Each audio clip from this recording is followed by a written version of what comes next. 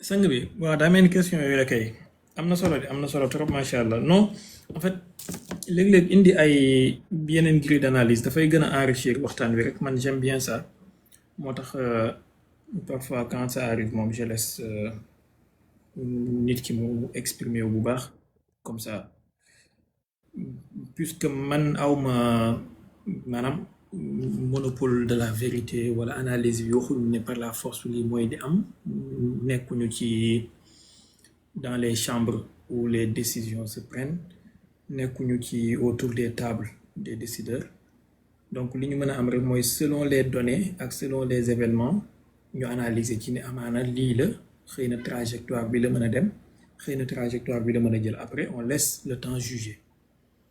C'est vrai. Et parfois force est de reconnaître que léeg-léeg nga gis ay mbir yoo xamante ne nii mën nga trompé wu tu pensais que c'était ça et après ça donne quelque chose d'autre léeg-léeg nga gis loo xamante ne tamit ça donne juste ni nga ko yaakaare woon noonu la demee mais man sur le côté entre la relation israélo-américaine je reste convaincu que il y a pas de divergence yoo xamante ne dañ naan kii dafa am ku bëgg les modérés les nangam ils ont le même objectif et surtout quand on lit les documents des services et les documents des think tanks yoo xamante ne yu mel ni ñoom Rand Corporation ak ñooñu depuis les années 80-90 ils avaient le même projet pour le Moyen-Orient.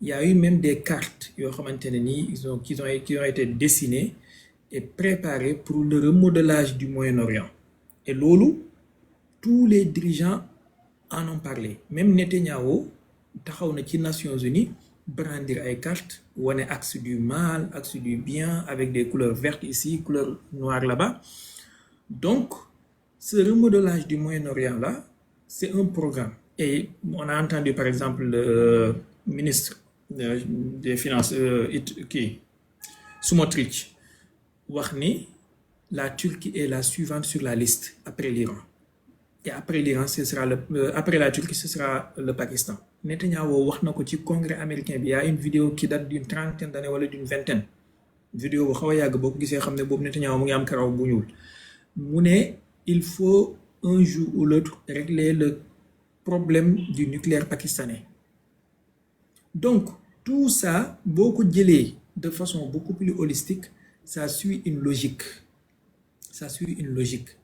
qui a été programmée depuis très longtemps ñoom Brzezinski wax nañu ci ñoom l'autre là comment il s'appelle borom la fin de l'histoire Fukuyama les autres analystes les autres conseillers en communication les autres conseillers en stratégie ba ñoom Colby mi nga xamante ne mooy actuel National Security Advisor bu Trump ils ont tous parlé de ce genre de choses là élaboré ko ci seen document de sécurité yi le problème xëy na man par exemple la ñenn ci ñun problème yu bari yu ñuy am mooy dañuy doyloo rek regarder ce qui se passe à la télé et ce qui se dit dans les journaux mais du ñuy def parfois effort am accès ci yenn documents élaborés yi par ñi nga xamante ne ñoom ñooy les conseils des preneurs de décision et les preneurs de décision eux-mêmes boo xoolee par exemple ku mel ni Colby actuellement tout ce que Trump est en train de faire sur l'axe Chine-Iran-Russie ce sont les idées de ce type-là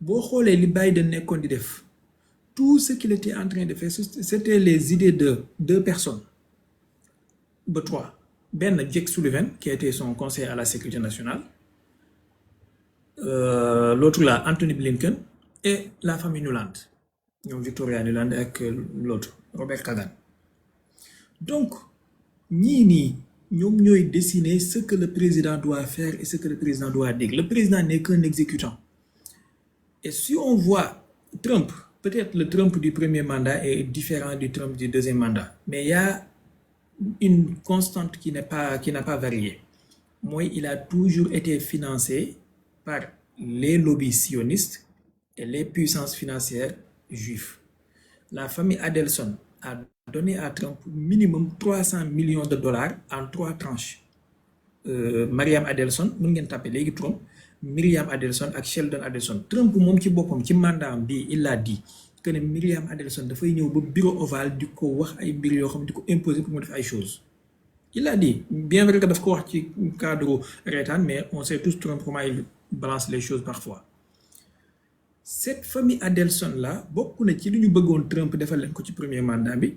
D'abord mu quitter mu retiré wu ci accord nucléaire Iran bi, il l'a fait. Ñaareel bi mu reconnaître Jérusalem comme capitale d'Israël, il l'a fait. Troisième bi mu reconnaître l'annexion du plateau de Golan syrien, il l'a fait. Et quatrième bi moom la def ci deuxième mandat mooy attaquer Iran. Donc am na ay pro-Trump parfois dans les sphères médiatiques occidentales. Ils ont tendance, par exemple comme les Alexis Cossette-Trudel et autres là, les QAnon, ils ont tendance à présenter Trump comme ben saint boo xamante ne nii il est là à jouer ben billard à 50 bandes et ben jeu d'échecs à 3 dimensions ou 4 dimensions, comme si que l'ennemi c'est Netanyahu et les sionistes et que Trump est en train de les piéger. Moi, je ne crois pas en cela sérieusement. Parce que, actuellement, qui a donné le feu vert pour tuer Khamenei? Israël, on sait tous, comme nous l'avons dit, ils sont incapables de faire un pas vers l'Iran sans l'aval des États-Unis et leur soutien, leur protection. Première guerre, premier échange de tirs en avril 2024, les Américains ont ramené des systèmes THAAD et des systèmes patriotes pour renforcer la sécurité d'Israël. Alors, deuxième guerre, actuellement, bi ñu signé le mémorandum d'accord protocole d'accord bi kan moo ko violé? Ce sont pas les Israéliens quand même. Kan m'aurait imposé blocus maritime bi? Ce sont pas les Israéliens. En tout cas, ci li feeñ, ce sont les Américains, les bateaux américains, les militaires américains qui a pris l'initiative d'aller bombarder encore l'Iran en violation du MOU bi ñu signé, c'est Donald Trump. Donc, les lobbies sionistes sont extrêmement puissants aux États-Unis, ça on n'en disconvient pas. Mais le président américain et l'establishment américain, les institutions américaines sont d'une puissance extraordinaire boo xam ne mënoo leen a defloo ñoom ñëpp ñu bokk defloo luñ bëggul. Si le président est tenu par les Israéliens, c'est bien possible, mais quand même on ne peut pas faire croire que, voilà, bon, personnellement, je ne peux pas croire que toute son administration est tenue aussi. Ses conseils sont tenus aussi. Ces militaires qui prennent les décisions, qui élaborent les plans sont tenus aussi. Je ne peux pas croire en ça. Parce que, vous faites que le président est vendu. Mais est-ce que tous ces chefs d'état-major, ces généraux sont vendus aussi? Est-ce que tous les services de renseignement, la CIA, mais il y a la DIA, il y a NASA, il y a les autres services. Est-ce que ils sont vendus aussi? Ce n'est pas possible. It's not possible. Just ben programme la bo xamné sen agenda la bokk.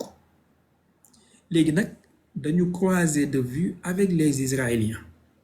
Timing biñ koy def lañu waron na xaar ak kan moy am courage yu def ko, parce qu'il y a des pour, il y a des contre et il y a des avantages, il y a des inconvénients. Obama peut-être il n'était pas prêt à prendre le risque d'aller en guerre pour une centaine de morts américains. Trump a pris la décision.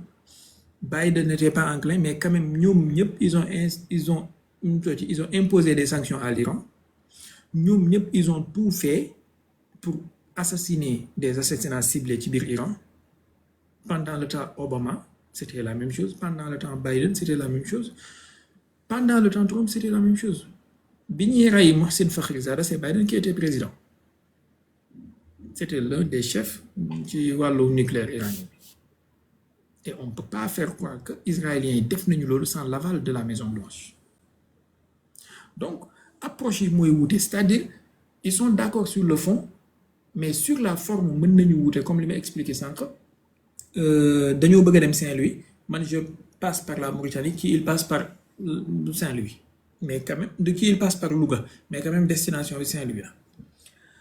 Maintenant, Trump, moom ci boppam il a pris la décision de faire cette guerre-là avec l'aval de Netanyahou parce qu'il a voulu se laisser manipuler. Quand on remonte les vidéos de Donald Trump dans les années 80, avant même qu'il se lance en politique, il parlait de l'île de Karg. Il y a des vidéos qui sont sorties. Il parlait de l'île de Karg ak la fay xew ci pétrole ak nangam, il fallait les Américains tek ci sen loxo. Maintenant, cette guerre-là, c'est une guerre à multiples dimensions. Am na dimension énergétique, am na dimension géostratégique qui n'est pas que énergétique, mais am na dimension aussi de repositionnement des cartes et redimensionner aussi la carte mondiale. Parce que c'est Donald Trump là, moom moo la doon wax affaire Groenland, moo la wax affaire Canada, moom moo la wax affaire comment il s'appelle Alaska. Et après moom moo ñëw pour couper les routes de la soie entre l'Iran, la Chine et la Russie. C'est une question de positionnement ici, pas que énergétique mais positionnement. Beneen bi, c'est une question de contrôler le Moyen-Orient en son entier parce que si tu contrôles l'Iran qui est carrefour, tu contrôles de facto les autres pays parce que ñoom déjà ce sont des vassaux. Alors, pour loolu, quel que soit ku mën a nekk biir Israël comme premier ministre moo xam muy Netanyahu moo xam muy Ben-Gvir wala muy Yoav wala ku mënti doon agenda bi dañ koy continuer mën na nekk nag kii daf koy yéexal kii daf koy anticiper mais l'agenda moom dafay j'ai un document xam naa fu ma ko war a wër su ma ko bëggee document Rand Corporation la qui date de 2009 et dès 2009 déjà les Américains ont élaboré des plans pour des frappes contre l'Iran ak naka la ñu war a procéder sites yi ñu war a viser dirigeants yi ñu war a éliminer ak comment y arriver mën naa wër document bi xam naa fi ma ko war a fekk 2009 alors maintenant bu fekkee loolu am na Donald Trump moom dafa am benn méthode bu muy doxee sànq wax naa ko ci live Mohamed ci bëccëg gi Donald Trump il croit à sa bonne étoile il croit qu'il est le plus beau le plus gentil le plus charismatique et qu'il suffit qu'il se présente et tout le monde va se coucher devant lui parce que li ko jay mooy li xew Venezuela ak la façon dont les Européens se couchent devant lui il pensait que il suffit mu indi ay porte-avions ak ay bateaux de guerre les Iraniens allaient se ramper ñëw ne ko loo bëgg waxal ñu signé son envoyé spécial là Steve Witkoff il a dit ci benn interview xawma Fox News la xawma CNN mais il a dit mu ne Donald Trump daf ko wax ne moom li ko jaaxal mooy pourquoi les Iraniens ne se sont pas rendus ba léegi pourquoi ils n'ont pas capitulé malgré armada bi ñu teg autour ci seen réew mi yëpp boobu guerre bi amagul bi mu ko waxee bi interview bi génnee j'ai vu le ministre des Affaires étrangères iranien ak d'autres fonctionnaires boobu Ali Larijani mu ngi dund il avait écrit sur son compte Twitter nous ne nous sommes pas rendus parce que nous sommes la nation d'Imam Hussein xamuñu capitulation lii la Ali Larijani bindoon je pense que capturé woon naa tweet bi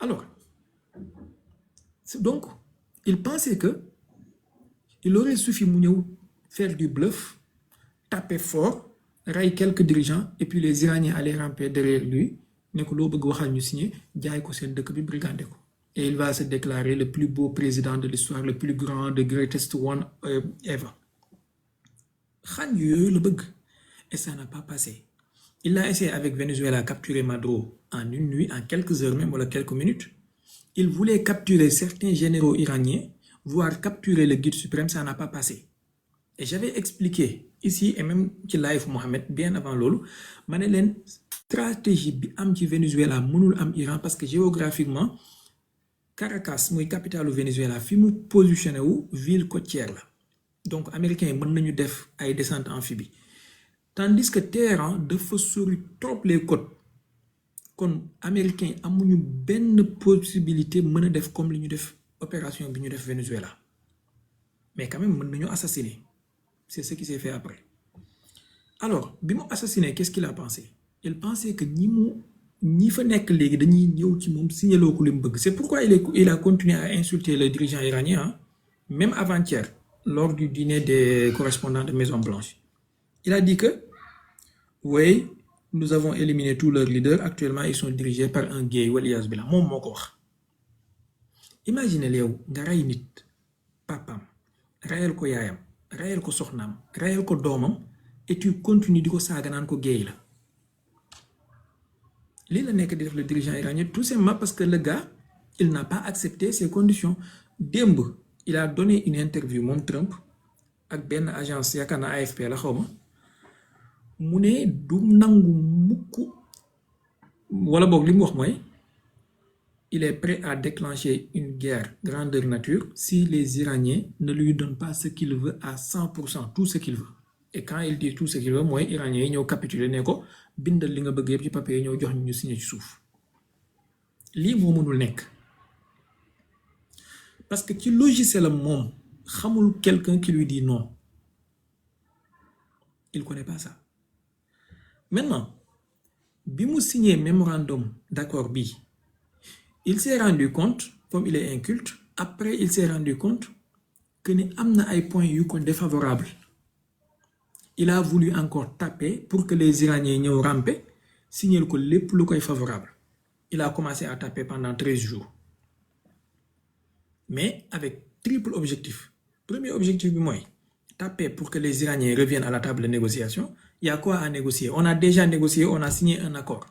L'accord devait durer 60 jours. Pendant ces 60 jours-là, on devait négocier les autres points. Yow nga ñëw di ñu taper war naa ñu nañ ñëwaat négocier. Parce que tout simplement, tu n'es pas satisfait des résultats de la négociation.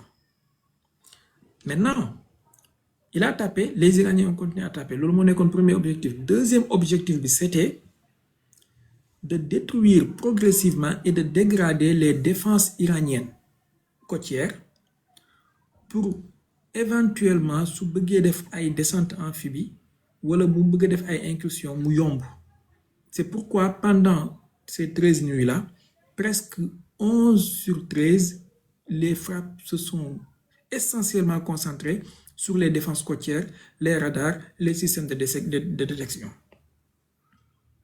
Parce qu'il veut se frayer un chemin pour bis bu bëggee dugg même bu fekkee avec 10 000 hommes là. Il l'avait tenté avec ce fameux commando là bu demoon ne dafay récupérer un pilote xam nañu ne il voulait mettre la main sur l'uranium enrichi à Isfahan. Donc troisième objectif bi mooy lan lii mooy deuxième objectif. Troisième objectif bi mooy Trump bëggul accord négocié ci Iran.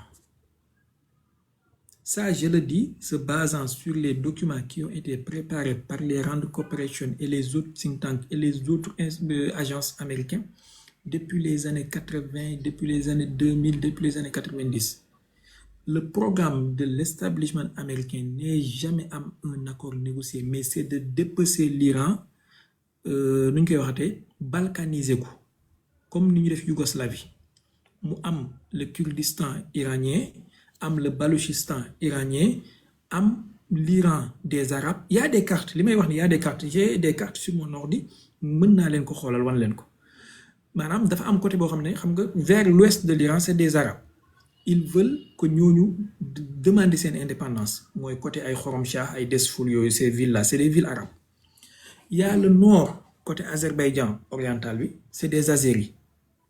Ils veulent que ñooñu rattaché wu ci Azerbaïdjan. Et il y a le nord-ouest côté Turquie côté kii Irak ak Turquie c'est des Kurdes. Ils veulent que ñooñu demander seen indépendance. Et il y a le sud côté Pakistan c'est des Baloutches. Ils veulent que ñooñu demander seen indépendance. Maintenant l'est et le centre c'est des Perses. Nii la ñu bëgg a xaajee Iran en 5 parties 5 morceaux. Iran des Arabes, Iran des Azéris, Iran des Kurdes, Iran des Baloutches et Iran des Perses. Et les cartes ont été préparées par la CIA et les services compétents ci américains yi def nañ ay conférences yoo xamante ne avec l'organisation des Moudjahidines des peuples nga xam ne ci biir Iran ñu ngi leen tuddee Munazamatul Munafiqin. Man j'ai quelques sources ci biir Iran bon bref mais quand même il y a eu des conférences à Prague, il y a eu des conférences en Albanie qui ont été consacrées ci dépeçage u Iran bii nii naka la ñuy dépecer Iran morceau par morceau. avec la présence des Américains ci conférence yooyu. Donc si tey Donald Trump mën na jàppale pour loolu am du hésiter looloo tax boo xoolee actuellement ils sont en train de faire une guerre hybride contre l'Iran. La première consiste à l'aspect militaire frapper lu ñu mën yàq lu ñu mën détruire lu ñu mën. La deuxième consiste à armer dooleel les groupes séparatistes moo waral Iran nga gis de temps en temps muy frapper Irbil ci biir Irak. yéen a ngi topp information parfois nga dégg ñu ne Iran frappé na Irbil c'est le Kurdistan irakien. La troisième stratégie consiste à créer une révolution de couleur interne sur les questions de droits de l'homme droits de la femme nangam ak nangam comme li ñu jéem a def diggante décembre et janvier 2026 décembre 2025 janvier 2026. C'était la stratégie pour pouvoir renverser le gouvernement. Et Donald Trump jamono bi loolu di am qu'est-ce qu'il a dit? The help is on its way. Continue. ñu ngi ñëw pour dimbale leen wala its way kon ñu ngi ñëw pour dimbale leen continuer à manifester.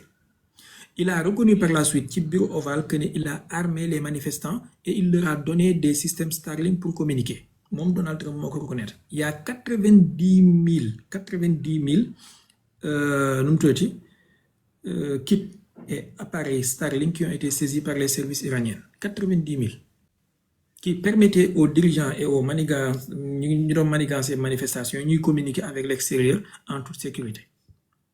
Donc c'était quelque chose de bien programmé, plus grand qu'à Israël, grand Israël nangam, c'est le projet de l'empire et de l'hégémon.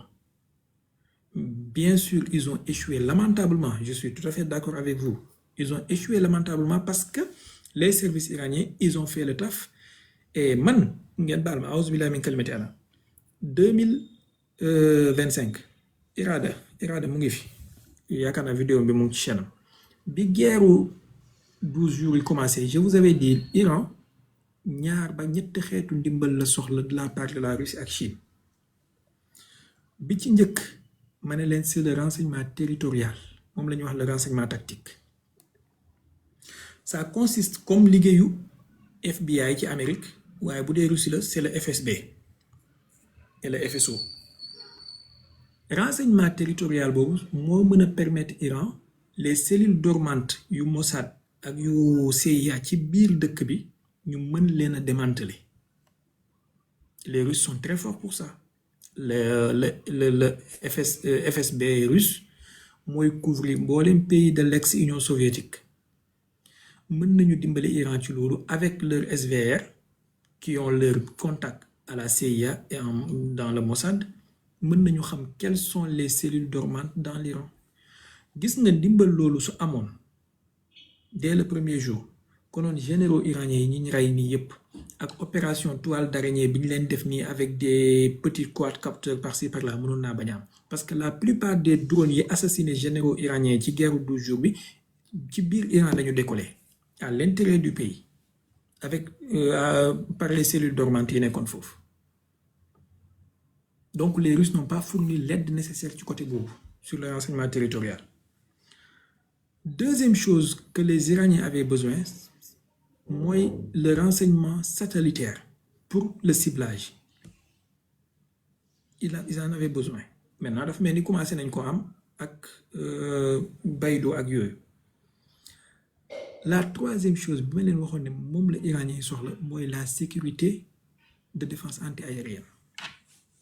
Li ci des Iranien yi mën nañ ko gérer seen bopp soxlawuñu ay armes soxlawuñu ay missiles ils en ont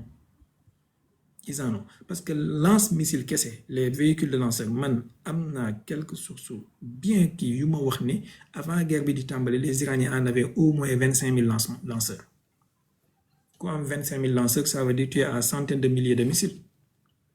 Donc ce sont pas les missiles qui vont manquer ce sont pas les drones qui vont manquer. Ils ont besoin juste de ces trois choses-là yu leen seen alliés yi mën a jox te du leen wàññi dara et ils ne l'ont pas fait au début. Suñ ko defoon xamee ne ils seraient pas tués. Ils seraient pas tués. Parce que les Russes, ils ont su sauver Erdogan en 2016 ci coup d'état bu CIA organisé woon pour teg Fethullah Gülen yéen a ngi koy fàttaliku.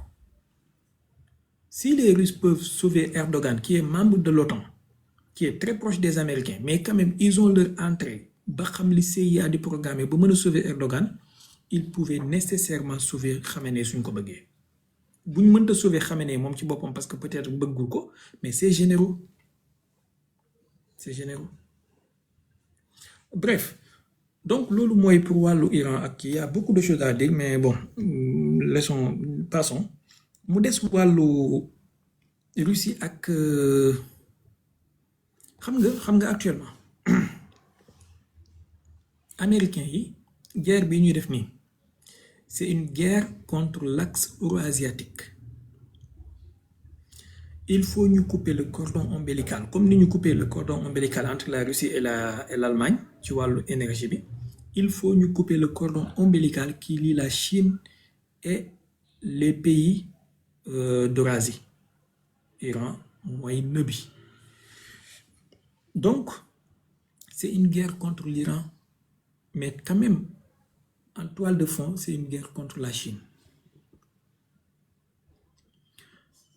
Maintenant la Russie xam na ne moom xam na ko xel que ne Iran moo yore stabilité Asie centrale bi lii avant guerre bi di am depuis les années 2001 bi guerre contre le terreau commencé les Iraniens ont joué un rôle très important pour affaiblir Al-Qaïda et par la suite dans les années 2010 affaiblir État islamique et autres ñun ñëpp xam nañ ne si l'État islamique a été anéanti, c'est grâce à Qasem Soleimani. Et travail colossal bi mu def. Donc, les Iraniens, ils jouent un rôle d'équilibre ci zone boobu noonu. Su Iran daanoo wala su Iran amee benn déséquilibre wala problème, c'est le sud de la Russie et le Caucase qui aura des problèmes. Parce que ce ne sont pas les petits pays du Caucase, là, ay Azerbaïdjan, ay Géorgie, ak yooyu noonu ñoom ñooy téye mbir yi. Ñoom ñëpp ils sont déjà dans l'escarcelle des Américains. Kon y a que l'Iran qui est un pays foofu bu am masse critique ci wàllu population avec 90 millions d'habitants. waaye tamit bu am force militaire ak ressources humaines yi war pour mën a tenir tête. Il y a de grands pays par leur territoire yu mel ni ay Kazakhstan mais amuñu masse critique wàllu démographie amuñu masse critique ci wàllu puissance militaire donc il y a que l'Iran qui peut jouer ce rôle d'équilibriste mais la Russie problème bi mooy gis nga depuis le début ci guerre Ukraine bi ci la waroon na jeexal mbir mi mais ils ont été trop attentistes. On ne peut pas vouloir une chose et son contraire. Et force est de reconnaître qu'en Russie, Poutine a voulu une chose et son contraire. C'est-à-dire, tu ne peux pas vouloir faire une guerre et vouloir ne pas tuer des Slaves parce que c'est une guerre entre les Slaves, c'est une guerre fratricide, donc je vais aller avec des gants de velours. Ce n'est pas possible. Soit tu es en guerre contre le mal absolu et l'Ukraine n'est qu'un champ de bataille, soit tu n'es pas en guerre et tu laisses les gens en paix. Mais xoolal façon graduée bi le soutien occidental monté. Au début de la guerre, dans les premiers jours, tous les Occidentaux n'osaient pas donner des armes à l'Ukraine. Ils parlaient de casques, ils parlaient de kits alimentaires, ils parlaient de matériel de soins. Quand ils ont vu que les Russes allaient en demi-teinte, ils ont monté. Commencé à joxe ay Stinger, commencé à joxe ay Javelin, ay missiles anti-char. Quand ils ont vu que les Russes n'ont pas réagi, ils ont monté en gamme. Commencé à joxe ay le canon français là, nous tout ça. Canon César, commencé à joxe ay HIMARS. Quand ils ont vu que les Russes n'ont pas réagi, ñu commencé à joxe ay missiles de croisière, mooy ay waaleykum salaam na nga def baax na incha allah jërëjëf. Ñu commencé à joxe ay missiles de croisière Storm Shadow ak l'autre le Scalp. Quand ils ont vu que les Russes n'ont pas réagi, ñu commencé à joxe ay avions F-15 ak F-16. Et ça va aller crescendo. Léegi dem nañu ba nga xamante ne actuellement Ukraine en collaboration avec les Occidentaux a des drones maritimes yoo xamante ne ni ils sont en train d'harceler la flotte russe mais de manière extraordinaire la flotte russe a été obligée de se délocaliser de Sébastopol vers l'autre là Novosibirsk xawma ci côté Sotchi bi foofu ils ont délocalisé de Crimée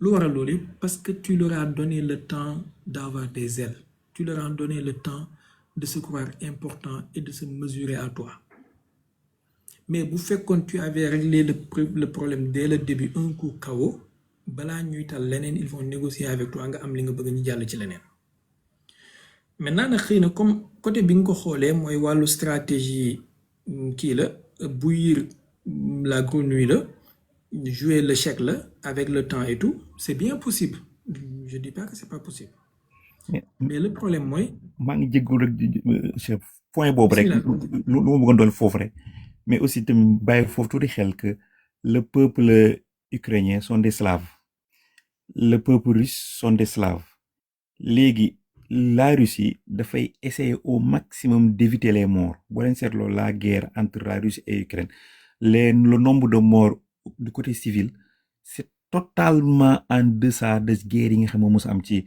dans l'histoire des pays occidentaux parce que ñoom ndax man am na benn jour may wax ak benn russe lu ma wax daf ma jox benn ndax man lii question bi nga wax laa ko posé léegi man je comprends pas avec la puissance bi russe am la capacité balistique bi mu am mu toog di bàyyi Ukraine di ko atteindre yu métti surtout avec dernièrement drone di toucher ces raffineries comme ça pourquoi mu ne ma li ma la koy expliquer benn anecdote bu simple la jox mu ne Russie Ukraine ak Biélorussie dañoo mel ni 3 sœurs yu bokk ndeeg baay mu ne une des sœurs mu jékki-jékki nekk un rebelle ñu influencé ko ci mbedd mi ba éducation bi mu amoon mu perte ko léegi mu nekk koo xam ni di aspirer à une liberté boo xam na ni amul mooy ko nga am say doom rek kenn ki jékki-jékki féttirlu léegi mu ni loolu comme sont des sœurs mënuñu rey sœur bi parce que dafa d'accord ak la famille dañuy fexe di ko may le temps di ko yar ba mu comprendre revenir à la maison mais boo fexee ba léegi Russie def Ukraine benn massacre avec perte avec sa puissance militaire il va créer un massacre boo xam ni day des ci dans la mentalité ukrainienne ba pour toute leur histoire l'Ukraine va être ennemi farouche contre la Russie te bu boobaa toujours day nekk une porte d'entrée contre la Russie parce que guerre c'est pas rek boo xam ni conventionnel mën na nekk une guerre boo xam non conventionnelle boo xam ne ay attentats ay sabotage te loolu day la paix la Russie n'aura jamais de paix malgré sa puissance moom boobu anecdote la boobu la bëggoon barkeelu foofu rek ci le cas ukrainien maa ngi tudd baax de si dagg bi. am na solo jërëjëf mais quand même dafa mel ni wax naa loolu sànq que côté bi Poutine di xoolee mbir mi mooy c'est une guerre slave c'est une guerre fratricide mais le problème ici mooy yow soo demee ba admettre que ne lii c'est une guerre contre l'OTAN contre l'Occident dégénéré Poutine moom ci boppam il l'a dit dans ses discours que c'est une guerre contre le Satan contre l'Occident dégénéré moo tax ma ne on ne peut pas vouloir une chose et son contraire mënoo taxaw ne ma c'est une guerre contre l'OTAN contre l'Occident dégénéré contre les woke nu mu tuddati gay pride contre nangam contre le satanisme ba pare nga ëlbatiku ne ma non c'est une guerre fratricide donc je vais pas aller à deux bras te yow yaay ëlbatiku après ne ma y a des mercenaires colombiens y a des mercenaires nu mu tuddati polonais, il y a des mercenaires nangam et il y a le MI6, il y a la CIA qui opère. On fait comment? Donc, soit c'est l'un, soit c'est l'autre. Et ben bu ci nek, on prend acte et on joue en conséquence. Parce que bu fekkee c'est une guerre fratricide, yow xam nga ne soo déclenché guerre bi on t'impose 23 000 sanctions. Actuellement, Union européenne ñu ngi ci 21e paquet de sanctions. Sanctions yooyu ça te fait mal. Ça déséquilibre le marché, ça déséquilibre ton économie, ça déséquilibre les autres économies mondiales. mais mieux vaut arrêter kon et trouver une solution diplomatique. Wala boog c'est une guerre existentielle pour yow parce que l'OTAN veut s'implanter en Ukraine et que tu veux pas de ça et nangam ak nangam et il faut prendre en conséquence tout lépp lu ci mën a am nga tirer ci les conséquences et aller jusqu'au bout parce que wax nga ne yow da nga ñëw pour dénazifier l'Ukraine mais pourquoi tu essaies pas d'éradiquer la tête? Tu veux dénazifier les groupes extrêmes qui jël le pouvoir après le coup d'état de Maïdan. D'accord. Malgré que c'est une minorité, mais ce sont eux qui dirigent. Donc il faut les viser. Des frappes de décapitation comme les Américains et les Iran. Ce serait plus intelligent, non? Boudé Dangné, le groupe qui entoure Zelensky, ce sont les bandéristes, ce sont les adeptes de Sushkevich et de Melnik, les private sectors et autres. Mais vise-les. Les groupes Azov là, actuellement, la garde nationale. Il faut les viser, faire des frappes de décapitation sur les centres de commandement militaire. Ça n'a jamais été le cas. C'est une guerre de front et de tranchées, comme en 14-18. Donc, c'est ça, c'est mon problème, tu comprendre la logique de la Russie. Actuellement, Poutine, il est en train de faire face à un mécontentement à l'intérieur même de la Russie parce que les Ukrainiens ni ñu nekkee di ko acculer di ko harceler di bombarder des zones yoo xamante ne ni ce sont les civils russes qui en souffrent et s'il allait beaucoup plus fort loolu du mën a am il serait beaucoup plus dissuasif lii kese lañ ko laaj donc actuellement l'aile dure ñoom ñoo nekk actuellement di gagner en popularité parce qu'ils pensent que ça devait aller beaucoup plus rapidement. On est déjà en 5 ans de guerre, 4 ans de guerre, depuis 2022. Ils pouvaient finir le travail très tôt. Imaginez, vous faites que il avait visé juste les groupes extrême droite, il avait visé les centres de commandement, il avait fait des frappes de décapitation, et après il règle le problème avec Niga Nyodes. On ne serait pas là en train de parler à 200 000 morts, 500 000 morts, 1 million de morts. Il en a perdu énormément, les Ukrainiens en ont perdu énormément et l'image de la Russie et sa crédibilité a pris un sacré coup. Un sacré coup. Et même ces systèmes d'armes qui viennent à ce pays, ils ont pris un sacré coup.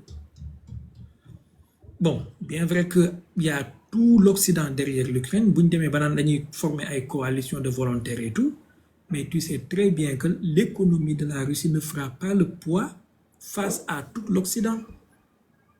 Ce n'est pas vrai.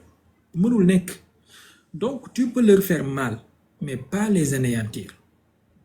Alors que, si tu créer la nouvelle Russie, comme on dit, de Kharkov à Odessa et tout, contrôler la moitié de l'Ukraine, le lac Dniepr, tu pourrais le faire le premier jour avec l'effet de surprise. Moi, les Américains disent choc et effroi, nous frapper très dur et très rapidement.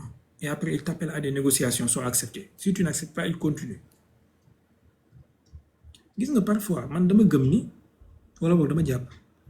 il faut jouer selon les règles de l'adversaire pour lui faire comprendre que mën nga lim mi def mais da nga tànn leen. Parfois, dama koy def salafiste. Dama doon waxtaan ak benn salafiste fan yi mu nekk di ma tuumaal bon je sais pas ndax salafiste la sax wala soufiyanke la mu nekk seen yooyu ñuy def rek ay chia nga ak ay saaga saxaaba yeeg nangam ma bàyyi ko muy def ma dem ba ci fin bi ba mu fàtte façon yooyu ma dugal ko benn automatiquement mu déboussolé wu waaw cheikh bi li nga ma waxal nii defuma ko subhanallah nangam ma ne ko je l'ai fait exprès pour nga sentir tout mal nit lu mu doon wala lu mu def lu muy métti mais comme la vengeance c'est un plat qui se mange froid je l'ai fait exprès pour nga yëg paf maanaam bi ma ko joxee daanaka 2 minutes lañ ci teg mu tàggatoo ne dafa war a jàpp après débat bi jeex. Donc parfois dafay baax nga jouer selon les règles de l'adversaire pour mu xam ne li muy def mën nga ko tëleewoo ko mais tu as choisi l'autre chemin dana defal boppam xiyaamul layli nekk nit maanaam tey yow suñu ñëwee rey say généraux viser say centre de commandement viser say centrale électrique viser say chef d'état comme le cas en Iran yow sooy viser di dem di viser ay casernes militaires di éviter ay mort di éviter nangam gis nga iranien yi suñu déchaîné woon à un moment def la stratégie du fou awsay dañ koy wax ci seen benn proverbe tabru man ku ñaada xaw ka ak na det bu ñu defoon la stratégie du fou complètement déchaîné wu complètement viser les centres de Netanyahou viser tout ce qui peut être visé ci ay palais ak ay nangam les gens vont se dire hey ñi xaar ñu ñëw waxtaan ak ñoom ñi nitewu il faut ñu waxtaan ak ñoom mais s'il te gifle tu lui donnes l'autre joue pour mu gifler wala daf lay gifler wat et le monde est fait comme ça actuellement on n'est pas encore dans un monde multipolaire le monde unipolaire est en train de mourir le monde multipolaire n'est pas encore né donc on est dans une phase de transition et dans une phase de transition c'est une phase de turbulence. Et dans ces phases de turbulence-là, il n'y a pas de règles, il n'y a pas de droit international, il n'y a pas de loi ou de convention de Genève. Ils ne respectent rien. Il faut jouer comme eux. Il faut jouer sur leur terrain. Vous voyez, si vous jouez avec l'Argentine, vous allez gagner. Vous allez gagner un jeu pour faire. Vous allez bandi comme nous. Si vous taclez, vous taclez, vous taclez.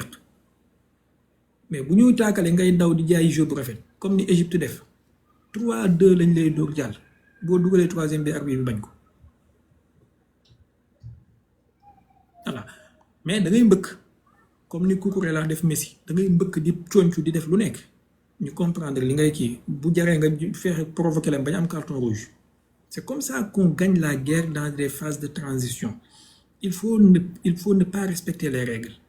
Il faut bafouer les règles, il faut brûler les feux rouges comme l'adversaire le fait. Bu ko defee moom adversaire moom ci boppam moom mooy génn ci logique am ñëw jéem a trouver parce que boo xoolee Poutine wax na ko nee na bu njëkk ba on parlait le monde basé sur des lois de international law de law based order mais léegi il parle de monde basé sur des règles de rule based order.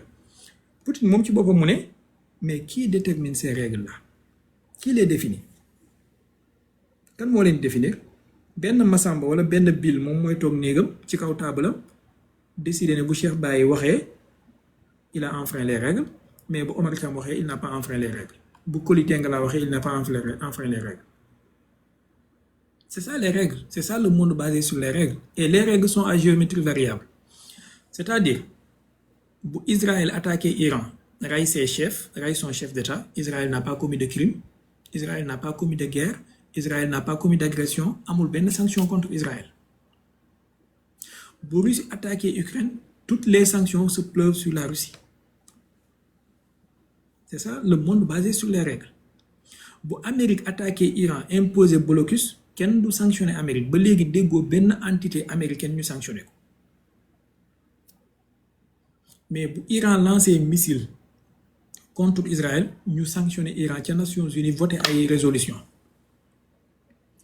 Bu monde bi tollee foofu nag yow il faut nga sol ak ñoom benn tànk tubéy pour te faire comprendre et te faire entendre.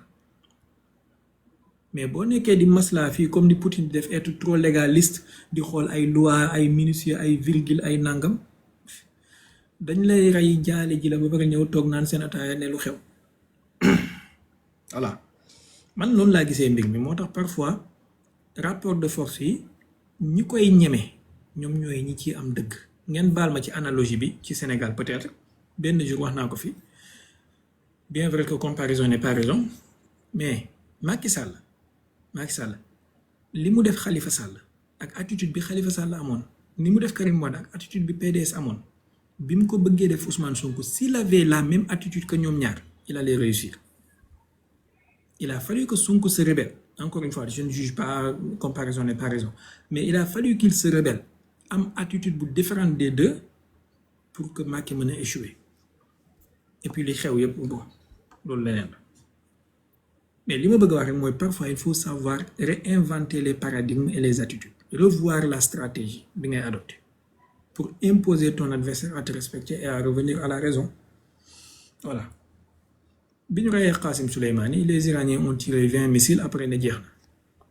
S'il avait visé des généraux américains, par exemple le commandant du CENTCOM, fexe ba rey ko wala ñu viser benn avion de transport d'un diplomate américain lu mel ni Mike Pompeo fexe ba éliminer ko konoon américains yi duñu osé di rey keneen bi ñu reyee Hassan Nasrallah si les Iraniens se déchaînaient sur Israël fexe ba viser Netanyahu wala Ben Gvir wala Smotrich konoon duñu osé dem di rey Khamenei mais ils ont poussé les qui trop loin di pousser ngay arrière di pousser ngay arrière di pousser ngay arrière à la fin bon désolé hein, j'ai trop parlé aujourd'hui.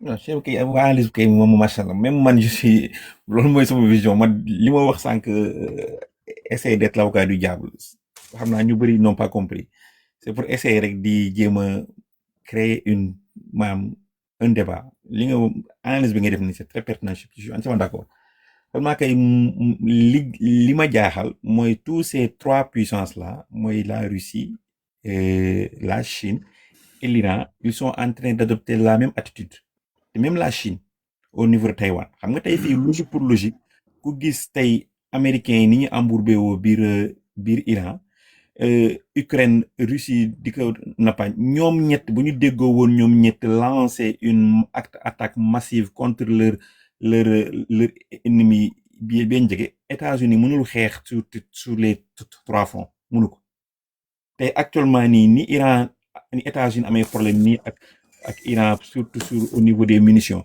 bu Chine attaqué woon Taïwan lu ko États-Unis mënoon dara te pourtant la Chine est en train d'observer parfois tu comprends pas moi parfois je me dis est-ce que à la fin ils ont les moyens de pouvoir résister une guerre longue contre le bloc occidental man foofu mooy parfois foofu lay amee tuuti doute moo tax ñoom fu toll baal ma ci dog bi xam nga lu lay xamal ne ils ont les moyens mais volonté politique bi moo des ak courage bi mooy iranien yi tey am nañu capacité lépp luy raffinerie ci zone boobu noonu ak lépp luy usine de dessalement ñu blow up ko lépp et suñu ko defoon benn bëccëg léegi tey gars yi bàyyi seen dof-dof lu gi ñëw trouver une solution.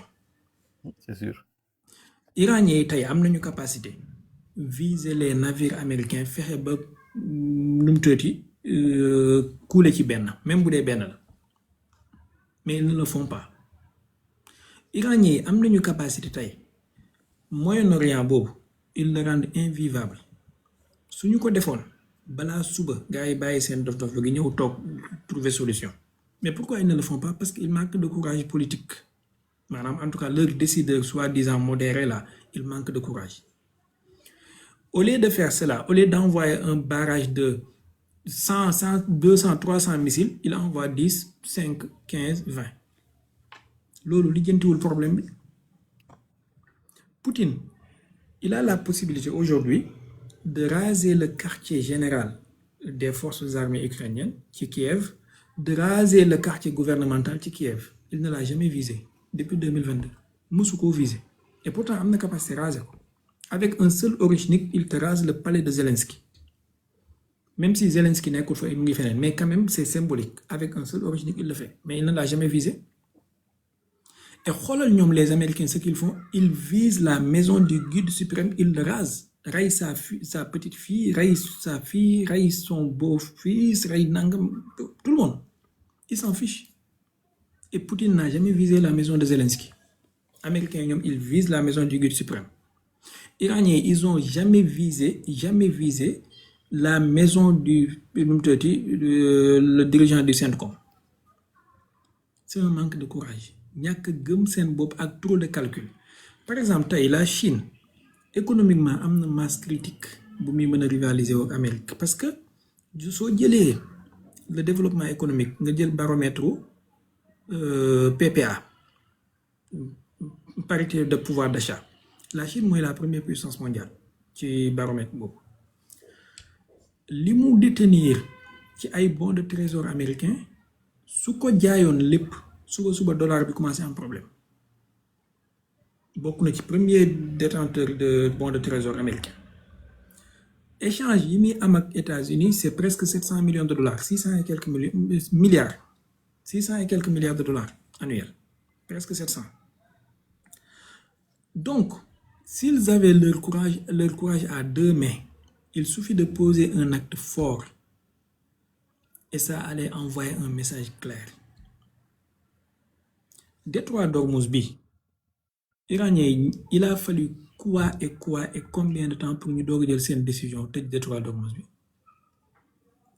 xoolal ba léegi ils n'ont pas encore osé fermer le détroit de Bab el-Mandeb ba léegi ils le font en compte-gouttes. Non, ce sont les navires saoudiens, donc on va filtrer, on va laisser les navires américains jàll. xam foofu Cheikh lu may ragal mooy effet boomerang bi la ñuy ragal parce que aussi ñoom it ils ont une instabilité su ma jëlee exemple le cas de la Chine. Je suis d'accord.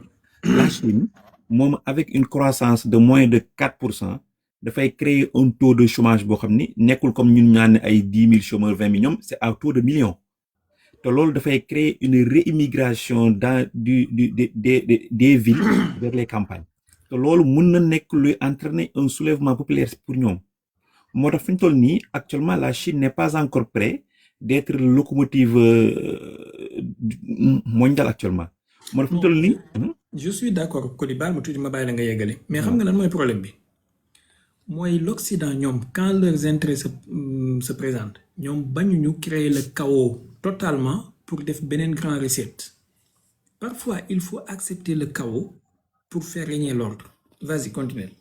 waaw xam nga foofu li ñu mën wax mooy càq bi ñoom fi ñu ne ñoom ñoo li ñu naan ñoo sol càq bi ndax soo jëlee le cas de la Russie ak le cas de la Chine ils ont construit maanaam dañoo génn ci benn situation de pauvreté extrême bu ñu amoon boo jëlee le cas de la Russie boo jëlee les années 2000 rek demoon na Russie avec temps yi bi Yeltsin doog a nekk au pouvoir avant les années 90 Russie amoon nañ benn pauvreté extrême boo xam ne même le russe jaratul woon dara ba da nga doon gis les américains dañ doon commander ay bébés chinois comme kuy commander poupée parfois da ngay commander un bébé chinois ñu indil asafla un bébé russe ñu indil la ko nga xool bët yi nga ne bii neexuma bon nga delluwaat parce que pour dire que la Russie était sans valeur mais li ñu construire pendant ces décennies peut-être ñoom it dañuy ragal ñu perte ko bu amee un conflit boo xam ni c'est plus élargi wala une crise économique boo xam ni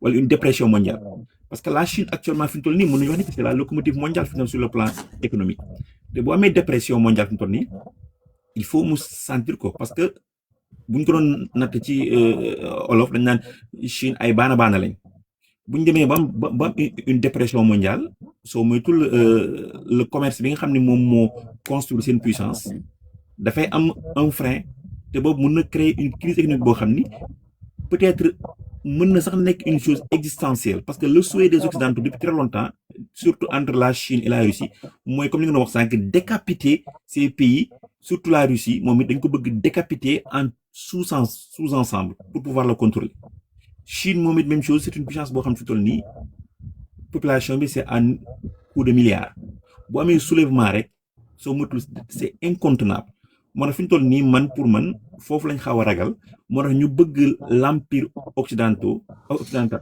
mourir de sa propre mort te fi ñu toll nii ils sont en train de le réussir léegi nag ça prend du temps léegi nag parfois nag c'est incompréhensible parce que parfois tamit ils se font mal parce que Russie actuellement tous ces centaines de milliers de morts yi am au niveau de ces ci armée am moon na ñàkk parce que bi ñuy doog a commencer Russie am na la capacité de dóor leen dóor yoo xam ne dañuy tétaniser wu dootuñ jógaat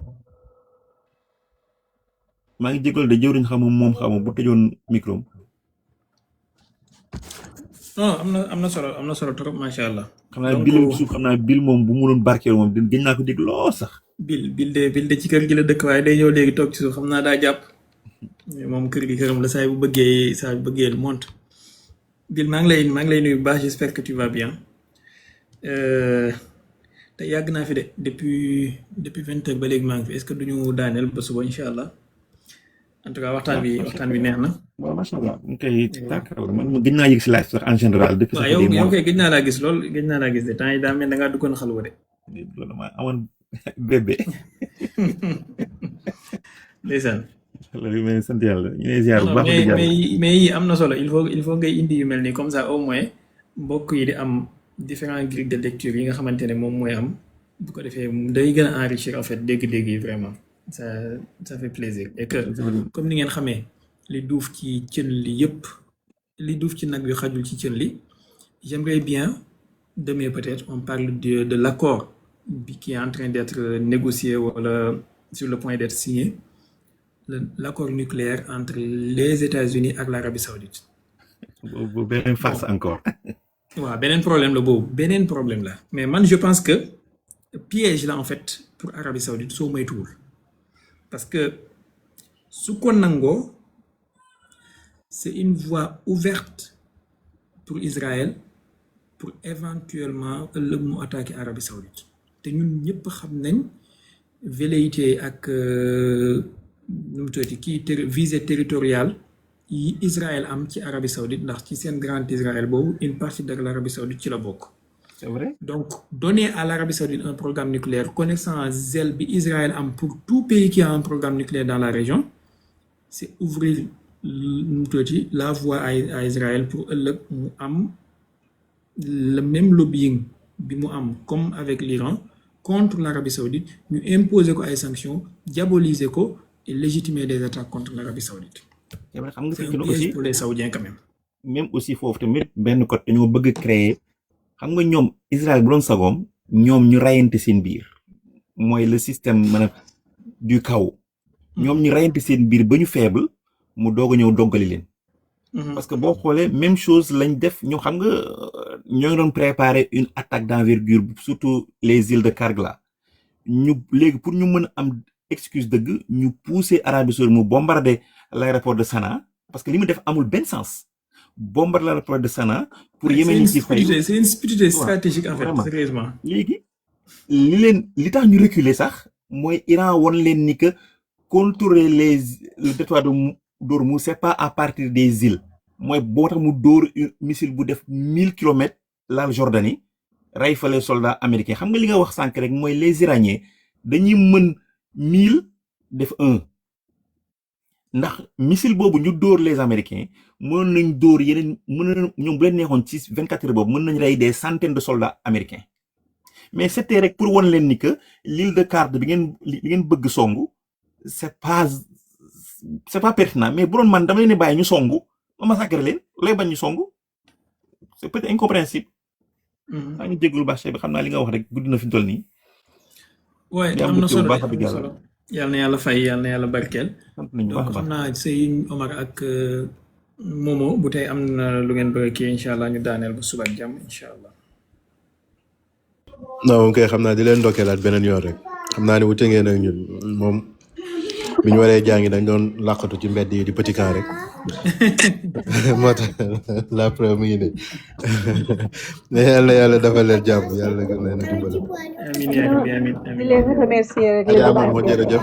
le débat était pertinent waaw yow la prochaine fois ñu dénk la kër gi c'était pertinent. merci beaucoup merci yàlla na yàlla sàmm leen sàmm ñu yàlla na yàlla musal ñu ci musiba ak balaa ak tas yaakaar ak sutura gu xawee ko ak déggu ñaaw.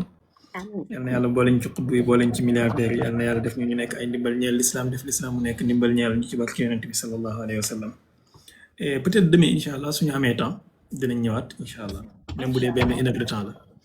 Prenez soin de vous et conseil bi comme toujours su nit ñëwee pour mer loola soo fexee ba meroo yaa gañe su nit ñëwee pour xeex ak yow soo fexee ba xeexu leen gañe nga ko bëggalal ñëpp li nga bëggal sa bopp.